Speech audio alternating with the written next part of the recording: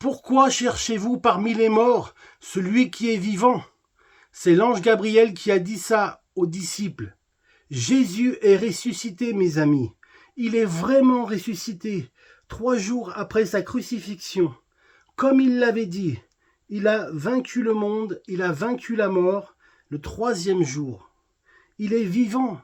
Jésus a triomphé. Le tombeau est vide. Alléluia.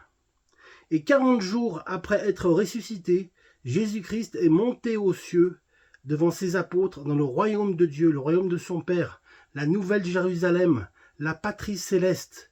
Jésus est vraiment le Fils de Dieu. Il s'est assis à la droite de son Père, l'Éternel, d'où le terme ascension en latin, action de monter, monter vers les cieux. Jésus est monté aux cieux. Elle s'est produite devant ses apôtres, cette ascension.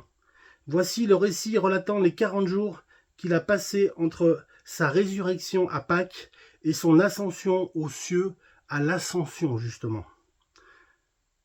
Et ça commence comme ça. Pardonne-nous, mais nous suivons le corps de notre Seigneur. Vous êtes bien venus, mais venez, le Shabbat va commencer. Très tôt le dimanche matin, elles se rendirent au tombeau apportant des huiles parfumées qu'elles avaient préparées d'avance. Elles trouvent la pierre roulée devant le tombeau. Et quand elles entrèrent, elles s'aperçurent que le corps du Seigneur Jésus avait disparu. Pourquoi cherchez-vous parmi les morts celui qui est vivant? Il n'est plus ici, il est ressuscité. Alléluia!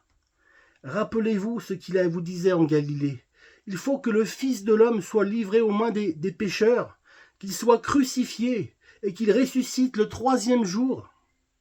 La pierre était roulée. Nous sommes entrés, il n'y avait plus rien. Alléluia! Alléluia! Il n'y avait plus rien. Plus de corps. Plus de linceul.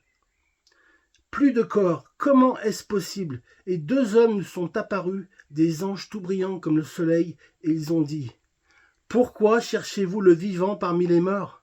C'est vrai. Oui, c'est vrai, oui. Croyez-nous, allez voir vous-même. Le tombeau est vide. Notre Seigneur n'est plus là. C'est vrai, Pierre, il faut nous croire. Jésus apparut à 2 autres disciples. Très agités, ils retournèrent vite voir les autres. Le Seigneur est vraiment ressuscité. Il est apparu à Simon. Nous ne l'avons pas reconnu, pas sur la route, mais quand il a rompu le pain, alors là, oui, à Emmaüs, il est allé là-bas. Ah, dis donc. La paix soit avec vous, dit Jésus. Pourquoi êtes-vous troublés? Pourquoi les doutes envahissent-ils vos cœurs? Voyez mes mains, et mes pieds. Oui, regardez, c'est bien moi, Jésus. Touchez-moi et vous saurez. Un esprit n'a ni chair ni os, mais vous voyez que j'en ai. Ce sont les choses dont je vous parlais lorsque j'étais encore avec vous. Que tout ce qui a été prédit sur moi, dit Jésus, dans la loi de Moïse, dans les écrits des prophètes et dans les psaumes, devait s'accomplir. C'est ce qui était écrit. Amen. Le Messie devait souffrir et ressusciter des morts après 3 jours. Et en son nom, la repentance et le pardon des péchés doivent être prêchés parmi toutes les nations, en commençant par Jérusalem. Vous êtes témoins de ces choses et je m'en vais envoyer sur vous la promesse de mon Père, l'Esprit Saint. Il a envoyé l'Esprit Saint à la Pentecôte. À la Pâque, il est mort. À l'Ascension, il est monté aux cieux. Et à la Pentecôte, il a envoyé l'Esprit de Dieu sur ses disciples, sur ses apôtres. Mais vous devez rester dans la ville jusqu'à ce que la puissance d'en haut, le Saint-Esprit, vienne sur vous. Amen.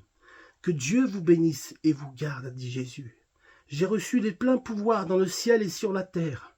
Allez, allez, donc dans le monde entier, faites des disciples parmi tous les peuples. Baptisez-les au nom du Père et du Fils et du Saint-Esprit. Apprenez-leur à obéir à tout ce que je vous ai prescrit.